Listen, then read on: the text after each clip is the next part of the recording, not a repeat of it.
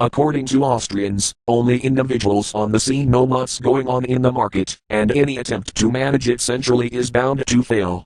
Perhaps the best way to highlight the error of market process theory is by analogy. Suppose you are the chief of a tribe of wandering nomads, and you wander into a region that isn't familiar to everyone. Soon the tribe becomes thirsty, and everyone agrees to start searching for water. In the first version of this example, suppose you are a laissez-faire chief, and allow the tribe to conduct its own search without organization, coordination or planning. A lot of efforts will be wasted and duplicated in the chaos that follows. Next, suppose you are a mixed economy chief, that is, you believe that individual effort should be balanced by group effort. You therefore organize the search for water, by sending everyone out in different directions. When they all return, one announces the discovery of a lake, and the tribe proceeds to the lake together. Another possible result is that two scouts come back with different pieces of information, and putting them together results in the discovery of the lake. Next, imagine that you are a central planning chief, that is, you insist on controlling every action of every individual in the entire search. As they radiate from your central location, you shout out after each one of them to look under that rock, behind that bush, around that tree. As they get out of shouting range, you communicate with each other by smoke signal. One scout may signal that he has found a rock, may he look under it? You signal back, yes. Of course, this will slow down the search considerably, because you'll be overwhelmed by messages from the field. And this is terribly inefficient as well, because you don't know their local situation as well as they do, and they are much better placed to make these tactical decisions.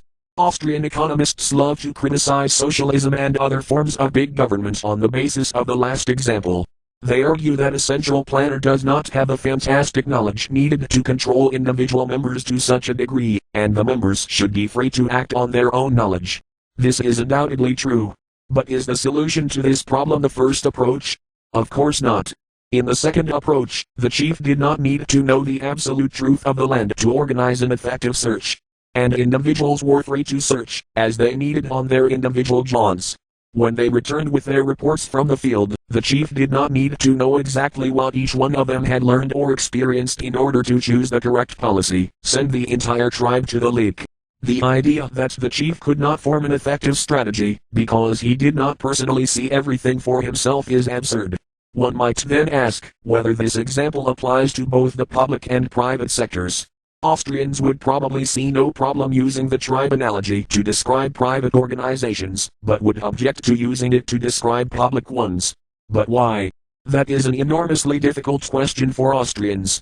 One of their most common ploys is to appeal to the straw man of the socialist tribe, by pointing out that overly centralized government is inefficient.